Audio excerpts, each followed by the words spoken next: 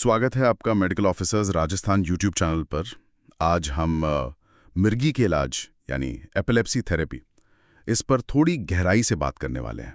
हाँ। हमारे पास एक काफ़ी डिटेल्स चित्र है, एक डायग्राम है और ये दिखाता है कि मिर्गी को काबू में करने वाली जो अलग अलग दवाएं हैं वो ठीक किस तरह से काम करती हैं, मतलब न्यूरॉन्स के लेवल पर। बिल्कुल, सेल्यूलर लेवल पर। हाँ, और ये समझना वाकई दिलचस्प है कि ये दवाएं उस खास जगह पर कैसे असर डालती हैं जहां एक न्यूरॉन दूसरे से बात करता है। सिनैप्स, हाँ। तो आज का मकसद है इसी चित्र को बेस बनाकर ये समझना कि दौरे या सीजर्स को कंट्रोल करने की मेन स्ट्रैटेजीज क्या हैं। ये सिर्फ दवाओं के नाम याद करना नहीं है। नहीं, बिल्कुल नहीं, उसके पीछे का साइंस समझना है। हाँ, उनके काम करने के तरीकों को परत दर परत खोलना है। तो चलिए शुरू करते हैं। तो सबसे पहले इस चित्र का जो सेंट्रल पॉइंट है सिनैप्स, ये वो बहुत छोटी सी जगह है जहां एक न्यूरॉन का मैसेज अगले तक पहुंचता है। और सोचिए, हमारे दिमाग में तो अरबों ऐसे कनेक्शंस हैं। सब कुछ ठीक चले इसके लिए इनमें एक बैलेंस, एक संतुलन बना रहना बहुत जरूरी है। बिल्कुल, ये संतुलन ही सब कुछ है। हाँ, और ये संतुलन होता है एक्साइटेशन मतलब उत्तेजना और इनहिबिशन यानी अवरोध के बीच। जैसे गाड़ी में एक्सेलरेटर और ब्रेक होते हैं ना। सही उदाहरण है। बिल्कुल वैसा ही दिमाग के सही काम के लिए ये दोनों चाहिए। मिर्गी में अक्सर क्या होता है कि यही बैलेंस बिगड़ जाता है। हाँ, या तो एक्साइटेशन बहुत ज्यादा हो जाता है या फिर इनहिबिशन, वो ब्रेक वाला सिस्टम कमजोर पड़ जाता है। और नतीजा, न्यूरॉन्स जरूरत से ज्यादा एक्टिव हो जाते हैं, दौरे पड़ने लगते हैं। आपने संतुलन की बात बिल्कुल सही पकड़ी। ये समझना बहुत जरूरी है कि ये कितना नाजुक बैलेंस है। अब अगर हम चित्र में देखें, वो उत्तेजना वाला रास्ता, एक्साइटेटरी पाथवे, हाँ, वो कैसे काम करता है? तो होता क्या है कि जब एक न्यूरॉन को सिग्नल मिलता है तो सोडियम आयन Na+ तेजी से सेल के अंदर जाते हैं। अच्छा। इसे आप एक छोटा सा करंट स्पार्क समझ लीजिए, डीपोलराइजेशन कहते हैं इसे। ये स्पार्क न्यूरॉन के एंड तक पहुंचता है। ठीक है। और वहां से फिर एक केमिकल मैसेंजर ग्लूटामेट वो सिनैप्स में रिलीज होता है।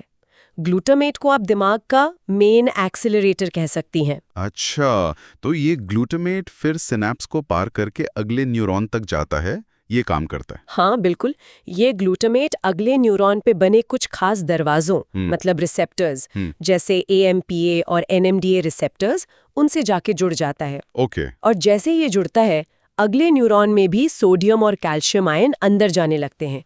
उसमें भी उत्तेजना पैदा हो जाती है, एक्शन पोटेंशियल। तो मैसेज आगे बढ़ गया। हाँ, संदेश आगे बढ़ता जाता है। और कैल्शियम Ca2+ का यहाँ एक और रोल है, ये ग्लूटामेट को रिलीज होने में भी मदद करता है। तो ये पूरी एक चेन रिएक्शन जैसी है, एक के बाद एक। हाँ, एक न्यूरॉन एक्टिव हुआ, उसने ग्लूटामेट छोड़ा, उससे अगला एक्टिव हुआ, और ये चलता रहता है। मिर्गी में बस यही सिलसिला कभी कभी बेकाबू हो जाता है। ये तो हुई नॉर्मल प्रक्रिया। अब आते हैं दवाइयों पर। ये जो बढ़ी हुई उत्तेजना है, इसे दवाएं कैसे कंट्रोल करती हैं? चित्र में सबसे पहले सोडियम चैनल ब्लॉकर्स का जिक्र है। कार्बामाज़ेपिन, फॉस्फेनेटॉइन, लैमोट्रोजीन, टोपिरामेट, वैल्प्रोएट भी हैं।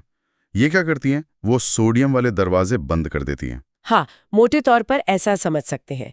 ये दवाएं सोडियम चैनल्स के काम में दखल देती हैं, मतलब उन्हें पूरी तरह बंद नहीं करती, बल्कि उनकी स्टेट को ऐसे बदल देती हैं कि वो आसानी से या जल्दी जल्दी खुल नहीं पाते। अच्छा। खासकर तब जब न्यूरॉन बहुत तेजी से फायर कर रहा हो, जैसे दौरे में होता है, तब ये दवाएं ज्यादा असरदार होती हैं।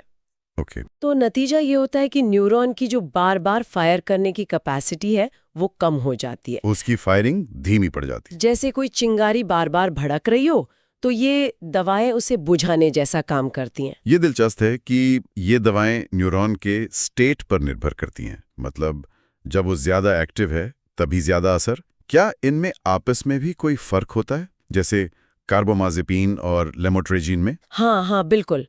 थोड़े सूक्ष्म अंतर होते हैं। कुछ दवाएं सोडियम चैनल के खास इनएक्टिवेटेड स्टेट को स्टेबल करने में ज्यादा अच्छी होती हैं, कुछ शायद ओपन स्टेट को ब्लॉक करती हैं। ये छोटे छोटे फर्क उनके असर और साइड इफेक्ट्स को थोड़ा बदल सकते हैं, लेकिन बेसिक फंडा वही रहता है, सोडियम आयंस के फ्लो को कंट्रोल करके एक्सेसिव फायरिंग को रोकना। इसीलिए ये दवाएं कई तरह के दौरों में काम आती हैं। ठीक है, तो सोडियम चैनल एक बड़ा टारगेट हो गया। चित्र में अगला जिक्र है कैल्शियम चैनल ब्लॉकर्स का। इथोसैक्सेमाइड और गाबापेंटिन का नाम है। कैल्शियम का रोल हमने ग्लूटामेट रिलीज में देखा था, तो क्या ये दवाएं सीधे उसी रिलीज को रोकती हैं? ये थोड़ा सा कॉम्प्लेक्स है। इथोसक्सेमाइड वो खास तौर पर टी टाइप कैल्शियम चैनल्स पर काम करती हैं। ये चैनल्स न्यूरॉन्स की एक तरह की रिदमिक फायरिंग में रोल निभाते हैं, खासकर थैलेमस में। अच्छा। और ये दवा एब्सेंस सीजर्स जो बच्चों में ज़्यादा होते हैं उनके लिए बहुत अच्छी मानी जाती है, क्योंकि मानते हैं कि वो दौरे इसी तरह की एबनॉर्मल रिदमिक फायरिंग से जुड़े होते हैं। तो इथोसक्सेमाइड उस रिदम को तोड़ देती है। ओके। और गैबापेंटिन? गैबापेंटिन और प्रीगैबलिन भी, उनका नाम तो कैल्शियम चैनल ब्लॉकर में आता है, पर वो सीधे चैनल को ब्लॉक नहीं करती। वो कैल्शियम चैनल की एक हेल्पर यूनिट होती है, अल्फा 2 डेल्टा, उससे जुड़ती हैं। अच्छा, ये तो अलग है। हाँ, माना जाता है कि इससे कैल्शियम चैनल्स की सही जगह पहुंचने, मतलब ट्रैफिकिंग, और उनके फंक्शन पे असर पड़ता है। और आखिर में ग्लूटामेट जैसे एक्साइटेटरी न्यूरोट्रांसमीटर का रिलीज कम हो जाता है। तो नतीजा वही, उत्तेजना कम करना, पर तरीका थोड़ा इनडायरेक्ट है। यानी कैल्शियम चैनल ब्लॉकर्स में भी वैरायटी है। इथोसक्सेमाइड खास तरह के दौरे के लिए और गैबापेंटिन का असर थोड़ा अलग। अच्छा, चित्र में एक और दवा है लेविटिरेसिटम, और इसका टारगेट लिखा है SV2A। ये SV2A क्या चीज है और ये दवा कैसे काम करती है, ये तो बाकियों से बिल्कुल अलग लग रही है। हाँ, लेविटिरेसिटम का मैकेनिज्म सच में यूनिक है, और सच कहूं तो इसे पूरी तरह से समझने पर अभी भी रिसर्च चली रही है। SV2A का मतलब है synaptic vesicle protein 2A। Synaptic vesicle protein 2A? हाँ, ये उन छोटी छोटी थैलियों वेसिकल्स की सतह पर मिलने वाला प्रोटीन है जिनमें ग्लूटामेट जैसे न्यूरोट्रांसमीटर स्टोर होते हैं। अच्छा, उन थैलियों पर। हाँ, जब न्यूरॉन एक्टिव होता है तो ये थैलियां मेम्ब्रेन से फ्यूज होकर अपना कंटेंट यानी न्यूरोट्रांसमीटर सिनेप्स में छोड़ देती हैं। लेविटिरेसिटम इसी SV2A प्रोटीन से जुड़ता है। और जुड़ने से क्या होता है? माना जाता है कि ऐसा करके ये इन थैलियों के फ्यूज होने की प्रक्रिया को, मतलब न्यूरोट्रांसमीटर रिलीज को, किसी तरह मॉड्यूलेट करता है, नियंत्रित करता है। ये न तो सीधे सोडियम चैनल ब्लॉक कर रहा है, न कैल्शियम चैनल, न ही गाबा सिस्टम पर डायरेक्ट असर डाल रहा है। तो ये बिल्कुल अलग रास्ता है। हाँ, ये एक अलग ही तरीके से न्यूरोनल हाइपर एक्साइटेबिलिटी को कम करता है। तो ये एक तरह से न्यूरोट्रांसमीटर रिलीज होने के पूरे मैकेनिज्म को ही टारगेट कर रहा है। वाकई अलग स्ट्रैटेजी है, शायद इसीलिए ये इतनी कॉमनली यूज होती है। हो सकता है। लेविटिरेसिटम कई तरह के दौरों में असरदार है और अक्सर इसे लोग ठीक से टॉलरेट भी कर लेते हैं। हालांकि साइड इफेक्ट्स तो हर दवा के होते हैं। बिल्कुल। इसका ये यूनिक मैकेनिज्म इसे दूसरी दवाओं के साथ कॉम्बिनेशन में भी काफी उपयोगी बनाता है। ये दिखाता है कि मिर्गी के इलाज के लिए कितने अलग अलग एंगल्स हैं हमारे पास। बिल्कुल। अभी तक हमने उन दवाओं की बात की जो एक्साइटेशन, मतलब उत्तेजना को कम करती हैं, सोडियम चैनल ब्लॉक करके, कैल्शियम चैनल को अफेक्ट करके, या फिर न्यूरोट्रांसमीटर रिलीज मशीनरी को मॉड्यूलेट करके। लेकिन जैसे हमने शुरू में कहा था, बैलेंस के लिए दूसरा पहलू भी जरूरी है, इनहिबिशन, अवरोध। हाँ, और हमारे नर्वस सिस्टम में जो मेन ब्रेक लगाने वाला न्यूरोट्रांसमीटर है वो है गाबा, गामा अमीनोब्यूट्रिक एसिड। गाबा। हाँ, गाबा। ये दिमाग को शांत रखने में मदद करता है। चित्र में देखें तो गाबा खुद ग्लूटामेट से ही बनता है, गार्ड नाम के एंजाइम की मदद से। अच्छा, ग्लूटामेट से ही? हाँ, और जब एक इनहिबिटरी न्यूरॉन एक्टिव होता है तो वो सिनेप्स में गाबा रिलीज करता है। ये गाबा फिर अगले न्यूरॉन पर बने गाबा रिसेप्टर से जुड़ता है। और जब गाबा अपने रिसेप्टर से जुड़ता है तब क्या होता है? न्यूरॉन शांत हो जाता है। बिल्कुल सही। गाबा रिसेप्टर असल में क्लोराइड चैनल है, Cl- चैनल। जब गाबा इससे जुड़ता है तो ये चैनल खुल जाता है और नेगेटिव चार्ज वाले क्लोराइड आयन न्यूरॉन के अंदर जाने लगते हैं। इससे न्यूरॉन अंदर से और ज्यादा नेगेटिव हो जाता है। इसे हाइपरपोलराइजेशन कहते हैं। इस हालत में न्यूरॉन का एक्टिव होना और मुश्किल हो जाता है।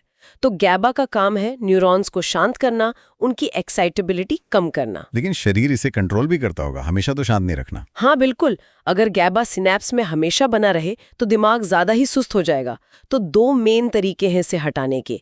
एक तो रीअपटेक, मतलब उसे वापस उसी न्यूरॉन में खींच लेना जिसने छोड़ा था। ओके। और दूसरा, उसे एक एंजाइम गैबा ट्रांसैमिनेज या गैबा टी से तोड़ देना। अच्छा, रीअपटेक और ब्रेकडाउन, यानी शरीर खुद ही गैबा के लेवल को कंट्रोल करता है। अब समझ आ रहा है कि कुछ दवाएं शायद इसी गैबा सिस्टम को टारगेट करती होंगी, इनहिबिशन बढ़ाने के लिए। एग्जैक्टली। चित्र में बेंजोडायजेपिन्स, टॉपिरामेट और फिनोबॉर्बिटॉल का नाम गैबा एगोनिस्ट के तौर पर दिया है। एगोनिस्ट मतलब ये गैबा जैसा काम करते हैं या उसके असर को बढ़ाते हैं। हाँ, ये दवाएं गैबा के असर को बढ़ाती हैं। जैसे बेंजोडायजेपिन्स, डायजेपैम, लोराजेपैम वगैरह और फिनोबार्बिचुरेट, ये एक बार्बिचुरेट है। ये गैबा रिसेप्टर पर गैबा की बाइंडिंग साइट से अलग जगह पर जुड़ते हैं। अच्छा, अलग जगह पर। हाँ, और जब ये जुड़े होते हैं और साथ में गैबा भी जुड़ता है तो वो क्लोराइड चैनल ज्यादा इफेक्टिवली काम करता है। बेंजोडाइजेपिन्स चैनल के खुलने की फ्रीक्वेंसी बढ़ाते हैं, मतलब वो ज्यादा बार खुलता है। ओके। जबकि बार्बिचुरेट्स जैसे फिनोबार्बिचुरेट्स चैनल के खुले रहने के टाइम को बढ़ाते हैं, ड्यूरेशन को। हाँ, ड्यूरेशन को। पर नतीजा एक ही है, ज्यादा क्लोराइड अंदर जाता है, न्यूरॉन ज्यादा शांत होता है, दौरे की संभावना कम होती है। और टोपिरामेट, इसका नाम तो हमने सोडियम चैनल ब्लॉकर्स में भी देखा था, ये यहाँ भी है? बिल्कुल, टोपिरोमेट एक मल्टी मैकेनिज्म दवा है। ये सोडियम चैनल्स को तो ब्लॉक करती ही है, साथ में गाबा रिसेप्टर पर भी असर डालकर गाबा के एक्शन को बढ़ाती है। अच्छा। और इसके कुछ और भी असर हो सकते हैं, जैसे कुछ ग्लूटामेट रिसेप्टर्स एम्पिकाइनेट को ब्लॉक करना। ये मल्टीपल एक्शन इसे कई तरह के दौरों में काफी उपयोगी बनाते हैं। ये तो कमाल है कि एक ही दवा कई मोर्चों पर काम कर सकती है। अच्छा, ये गाबा एगोनिस्ट तो सीधे रिसेप्टर पे काम करके इनहिबिशन बढ़ा रहे हैं। क्या गाबा के लेवल को बढ़ाने के भी तरीके हैं, जैसे आपने वो रीअपटेक और ब्रेकडाउन बताया था? हाँ, बिल्कुल है। चित्र में देखिए, टियागाबीन का नाम दिया है गाबा रीअपटेक इनहिबिटर के तौर पर। हाँ। ये दवा उस ट्रांसपोर्टर को ब्लॉक करती है जो गाबा को सिनेप्स से वापस अंदर खींचता है। जब वो ट्रांसपोर्टर ब्लॉक हो गया तो गाबा सिनेप्स में ज्यादा देर तक टिका रहता है और अपना असर दिखाता रहता है। सही, अपना शांत करने वाला असर दिखाता रहता है। दूसरी तरफ वैल्प्रोएट और वीगाबैट्रिन, ये गैबा ट्रांसमिनेज इनहिबिटर्स हैं। अच्छा, वो एंजाइम जो गैबा को तोड़ता है। हाँ, ये उस एंजाइम GABT को रोकते हैं। जब गैबा का टूटना कम हो जाता है तो नेचुरली सिनेप्सिस में और न्यूरॉन के अंदर गैबा की मात्रा बढ़ जाती है, जिससे इनहिबिटरी असर और मजबूत हो जाता है। और फिर से वैल्प्रोएट का नाम, ये सोडियम चैनल ब्लॉकर भी है और अब गैबा ट्रांसमिनेज इनहिबिटर भी। ये तो सच में स्विस आर्मी नाइफ जैसी दवा लग रही है। कह सकते हैं। क्या इसी वजह से वैल्प्रोएट इतने अलग अलग तरह के दौरों में यूज होती है? हाँ, वैल्प्रोएट का जो ब्रॉड स्पेक्ट्रम एक्शन है, मतलब जो व्यापक असर है, वो उसके इन्हीं मल्टीपल मैकेनिज्म्स की वजह से है। सोडियम चैनल ब्लॉक करना, टी टाइप कैल्शियम चैनल पर भी कुछ असर दिखाना और गैबा लेवल को बढ़ाना, ये सब मिलकर इसे कई तरह के सीजर टाइप्स और सिंड्रोम में एक इफेक्टिव ऑप्शन बनाते हैं। हालांकि इसके इस्तेमाल में कुछ सावधानियां भी रखनी होती हैं। और विगाबैट्रिन के बारे में एक बात ध्यान रखने वाली है, ये गाबा टी को इरिवर्सिबली ब्लॉक करती है, मतलब परमानेंटली। ये बहुत पावरफुल असर है, लेकिन इसके कारण आंखों के साइड इफेक्ट्स का रिस्क रहता है, इसलिए इसका यूज लिमिटेड है। समझ गया।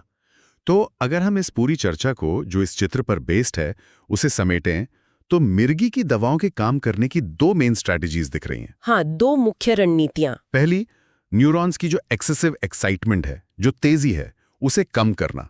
इसमें वो दवाएं आ गईं जो सोडियम चैनल्स ब्लॉक करती हैं, जैसे कार्बामेज़ेपिन, लामोट्रिजीन, कैल्शियम चैनल्स को अफेक्ट करती हैं, जैसे एथोसेक्सामाइड, गैबापेंटन, या फिर ग्लूटामेट रिलीज को मॉड्यूलेट करती हैं, लेवेटिरासिटैम। बिल्कुल सही। और दूसरी मेन स्ट्रैटेजी है न्यूरॉन्स का जो नेचुरल इनहिबिशन है, जो शांति है, उसे बढ़ाना। ब्रेक को मजबूत करना। हाँ, ब्रेक को मजबूत करना। ये काम गैबा सिस्टम पर असर डालकर किया जाता है। इसमें वो दवाएं हैं जो गैबा रिसेप्टर के असर को बढ़ाती हैं, बेंजोडाइजेपाइन्स, फिनोडार्बिटल। वो जो गैबा को सिनेप्स से वापस जाने से रोकती हैं, टियागाबीन। और वो जो गैबा को टूटने से बचाती हैं, वैल्प्रोएट, विगाबैट्रिन। और कुछ दवाएं जैसे टोपिरामेट और वैल्प्रोएट, वो दोनों रणनीतियों के कुछ हिस्से इस्तेमाल करती हैं। हाँ, वो मल्टी टारगेटिंग करती हैं। कुल मिलाकर ये सारी दवाएं, तरीके भले ही अलग हों, लक्ष्य एक ही है, एक्साइटेशन और इनहिबिशन के उस बिगड़े हुए बैलेंस को ठीक करना, ताकि न्यूरॉन्स नॉर्मली काम करें और दौरे ना पड़े। ये समझना कि कौन सी दवा किस मॉलिक्यूलर टारगेट पर काम करती है, ये प्रैक्टिस में कितना जरूरी होता होगा। ये बेहद जरूरी है। ये नॉलेज न सिर्फ ये समझने में मदद करती है कि दवा क्यों काम कर रही है, बल्कि ये अंदाजा लगाने में भी मदद करती है कि कौन सी दवा किस तरह के दौरे के लिए बेहतर हो सकती है।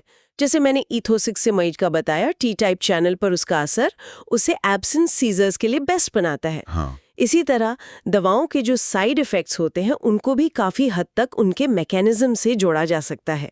जैसे जो दवाएं गाबा सिस्टम को बहुत ज्यादा बढ़ाती हैं, उनसे सुस्ती आना स्वाभाविक है। सही बात है। और मान लीजिए कोई मरीज एक दवा से ठीक नहीं हो रहा, तो फिर अलग मैकेनिज्म वाली दवा चुनना एक लॉजिकल स्टेप होता है। ये मॉलिक्यूलर लेवल की समझ ही हमें पर्सनलाइज्ड मेडिसिन की तरफ ले जाती है, हर मरीज के लिए बेस्ट इलाज चुनने की कोशिश। हाँ, ये चित्र बेशक एक सिंप्लीफाइड नक्शा है। दिमाग की वायरिंग, केमिस्ट्री, वो तो कहीं ज्यादा जटिल है, लेकिन इन मेन रास्तों को और दवाओं के काम करने के तरीकों को समझना हमें ये अप्रिशिएट करने में मदद करता है कि ये टारगेटेड ट्रीटमेंट कितने सोफिस्टिकेटेड हैं। ये सिर्फ सिम्टम दबाना नहीं है। नहीं, बिल्कुल नहीं। ये बीमारी के मूल कारण यानी न्यूरोनल हाइपरएक्टिविटी, उसी पर असर करना है। बिल्कुल। और यही मॉलिक्यूलर लेवल की समझ है जिसने पिछले कुछ दशकों में मिर्गी के इलाज में इतनी तरक्की लाई है। हम अब सिर्फ दौरे रोकने की कोशिश नहीं कर रहे, बल्कि उनके पीछे की जो स्पेसिफिक न्यूरोबायोलॉजिकल गड़बड़ियां हैं, उनको ठीक करने की कोशिश कर रहे हैं। और यहाँ से आगे बढ़ते हुए एक सोचने वाली बात यह है, जैसे जैसे हम इन जटिल साइनेप्टिक प्रक्रियाओं को और गहराई से समझेंगे, क्या हमें और भी नए और स्पेसिफिक टारगेट्स मिलेंगे जिन पर भविष्य की दवाएं काम कर सकें? बिल्कुल, यही उम्मीद है। शायद ऐसी दवाएं जो और भी ज़्यादा असरदार हों, जिनके साइड इफ़ेक्ट्स और कम हो, या जो उन लोगों के लिए भी काम करें जिन पर अभी की दवाएं असर नहीं करती हैं। हाँ, रिसर्च लगातार इसी दिशा में चल रही है। नए टारगेट्स ढूंढना, दवाओं को और स्पेसिफिक बनाना। मिर्गी का इलाज वाकई एक लगातार डेवलप होता हुआ फील्ड है, और इन मैकेनिज्म्स की हमारी समझ जितनी बेहतर होगी, उतना ही भविष्य उज्जवल होगा मरीजों के लिए। बिल्कुल सही कहा आपने।